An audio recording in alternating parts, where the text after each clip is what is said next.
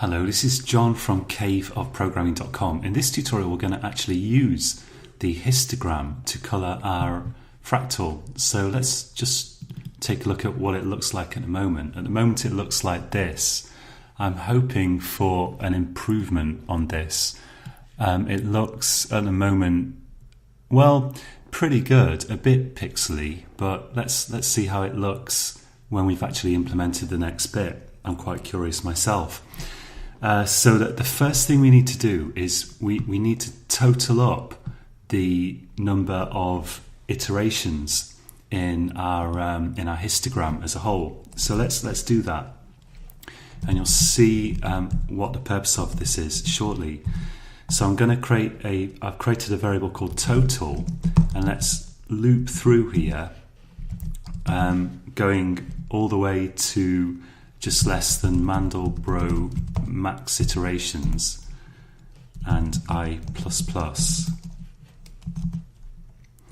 And then whenever we check one of these values in the histogram, we can add to total the number of pixels that we find there for that number of iterations in the histogram. So I'm going to take the histogram and we're going to access the value for each iterations and add it on to total. Now we're going to need a second loop here, a second nested loop. So I'm just going to copy what we've got already. Let's copy the header of that loop and paste it down here.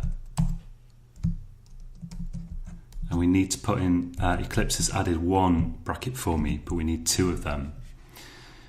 Now in here we're going to have to get the number of iterations for each pixel before we can draw it again down here.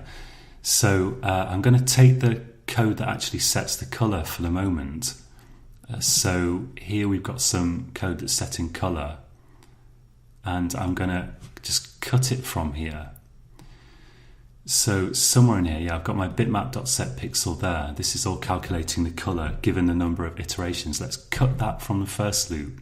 So all we're doing now in the first loop, the first nested loop, is we're just basically storing the number of iterations per pixel and building the histogram. And we've got this scaling code in as well. So I'm going to paste that into my copied nested loop and format it. Now, instead of calling, if we go to the first nested loop, instead of calling get iterations to get the number of iterations per pixel, I can use this code here. So let's copy our stored iterations and scroll down to the second nested loop, paste that in here. So we can say int iterations equals, and we get the number of iterations for this pixel. So all I've really done is just moved all the drawing code into a second nested loop, and my first nested loop simply stores all the information that we need. So that, if I build it and run it, should build as the same fractal as previously. So let's check this so that we can really be sure that it does. Take a look at the bitmap, and it looks exactly the same as it did before. Just close that and open it again, just to assure myself that it really does. Okay, so now we've got the total number of pixels for all the iterations that we store in the histogram. And now for each particular pixel, so I'm going to type some code here, which I'm going to explain shortly.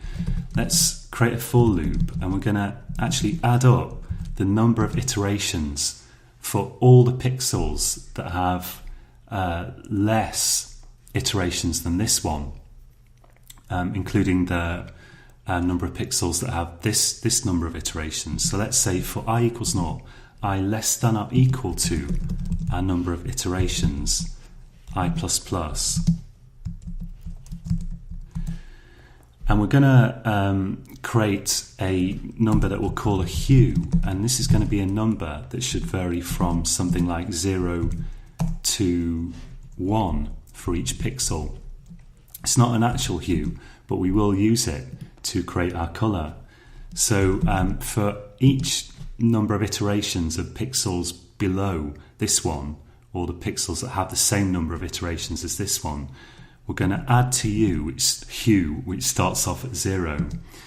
It's going to be histogram. We get the number of pixels in the histogram for this number of iterations. And we're actually going to cast that to a double because we want this to end up being a number between 0 and 1, and then divide by total. Okay, so we've got some sort of error there. What did I do wrong? Let's just take a look. Missing semicolon. For I equals 0. Well, it looks okay to me, I have to say, but I've done something horribly wrong that I may not be able. Yeah, I've missed out either. Okay, let's format that. All right. So the idea is that as we move through pixels from pixels with a low number of iterations to a higher number of iterations, we calculate a color for each group of pixels with a particular number of iterations. And when we move to the next group of pixels with the next greatest number of iterations, we increase the color value in some sense by an amount proportional to the number of pixels that had the last number of iterations. So it's kind of hard to explain this, but if you think about what this is doing, I think you'll see that we're basically just increasing the color, changing the color by an amount proportional to how many pixels had the number of iterations below or equal to the present number. Okay, so let's go ahead and turn that into a color. So what I'll do here is I'll get rid of this color calculation, and we'll get rid of this min-max stuff here, and I'll create 3 colors. So they're going to be uint8 underscore t red, which I'll set equal to 0 for a second here. And we're also going to have green and blue. Green and blue. If you do want to read about this more, then just Google for something like Mandelbrot histogram colouring or something like that. Because I'm focusing on C++ here, I don't want to spend too much time explaining fractals. So I'm just kind of skimming over it, but you can read about it more if you want to. So we need to do something with the hue that we've calculated, and I'll just do something really simple for the moment.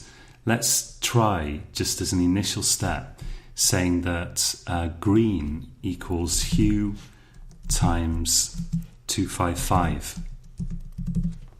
And then we use these values to colour the histogram, so to colour the fractals, so red, green and blue.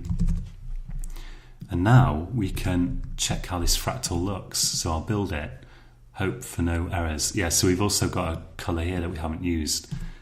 Let's delete that and build it. And there's still some warnings here. They're just unused variables max and min, so I can live with that for the moment. So I'll run this. Let's just check. Yeah, so this is, I've got this in a, I've been editing the wrong workspace as usual, but I'll fix that after this. Now let's take a look at it. So I'm using the workspace, which I've called storing iterations still, which I didn't intend to, but never mind.